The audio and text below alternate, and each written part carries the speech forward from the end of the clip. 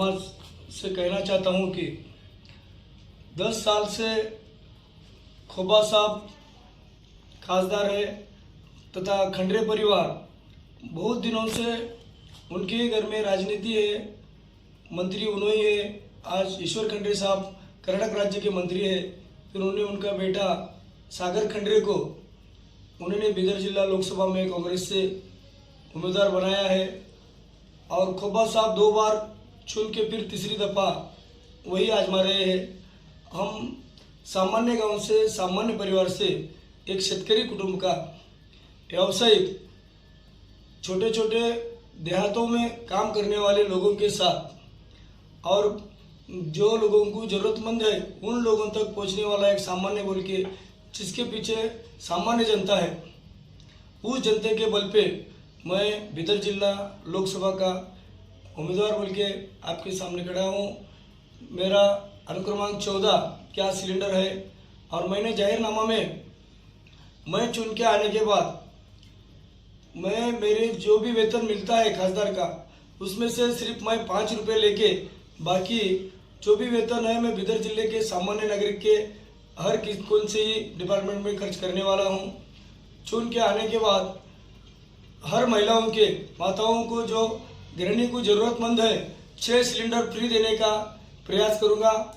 फिर हर गाँव में जहाँ पे रास्ते, बिजली, स्कूला जहाँ जहाँ जो कम है वो कौन से ही बजट में से ग्राम पंचायत तक किस तरह पहुँचाना है वो पहुँचा के काम करूँगा। फिर जो लोगों को जो भी अड़चने आते हैं जो हमारे पास मिलते हैं उनके अड़चने दूर करने का कार्य करूँगा।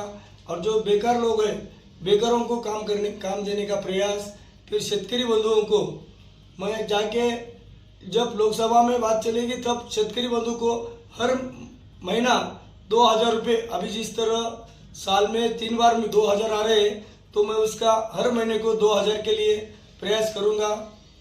फिर सामान्य जनता, महिलाएं, जिन लोगों को जो अभी तक लिखे हुए करे हुए तो काम बहुत है लेकिन वहाँ तक नहीं पहुँच चुके हैं, लेकिन हर काम किस तरह पहुँचेगा उसके बारे में कार्य किया जाएगा। और सामान्य जनता के लिए जो जो प्रश्न है जो हम मेरे 2 नंबर दिए हैं फोन नंबर, उनसे कांटेक्ट करो बोलते हैं। फिर अगर जनता ने मुझे चुन के दिया है तो उसी तरह अनिल कपूर ने जिस तरह एक दिन का सीएम बन के जो कार्य बहुत से मंत्री लोगों ने नहीं किया था, उन्होंने एक दिन के सीएम में जितना काम किया है मैं चुन के आने के बाद 5 साल में उतना काम करने का प्रयास करूंगा।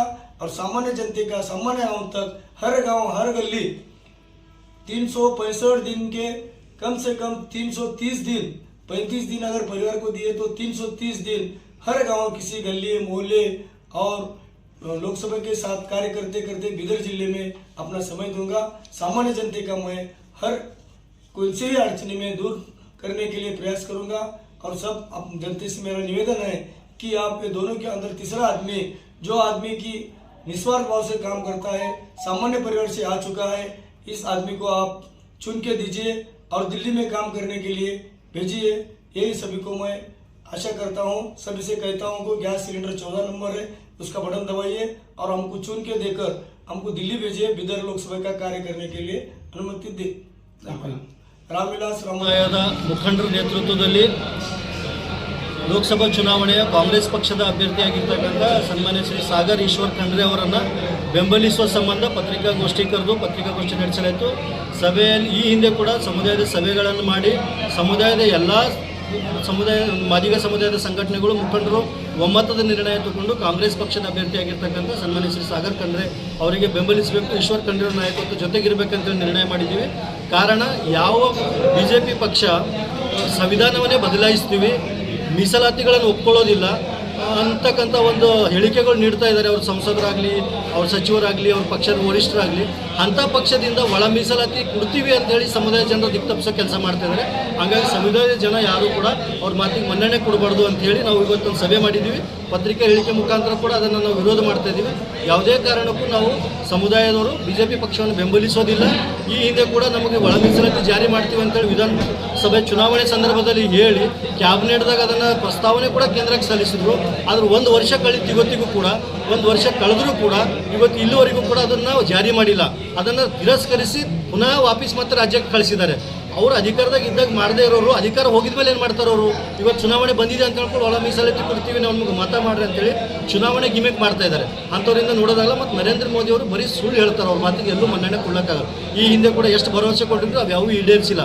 ಕಾಂಗ್ರೆಸ್ ಪಕ್ಷ ಏನು ಹೇಳ್ತದೋ ಅದನ್ನೇ ಮಾಡ್ತದೆ. ಹಂಗಾಗಿ ನುಡಿದಂತೆ ನಡೆಯುವಂಥ ಕಾಂಗ್ರೆಸ್ ಪಕ್ಷ ಜೊತೆ ನಮ್ಮ ಮಾದಿಗ ಸಮುದಾಯ ಜನ ಇರ್ತಾರೆ. ಹಾಗಾಗಿ ಬೀದರ್ ಜಿಲ್ಲೆಯಲ್ಲಿ ಸಂಪೂರ್ಣವಾಗಿ ಮಾದಿಗರೆಲ್ಲ ಮಾದಿಗ ಸಮುದಾಯದವರೆಲ್ಲ ಕಾಂಗ್ರೆಸ್ ಪಕ್ಷ ಜೊತೆಗಿದ್ದೀವಿ ಸರ್.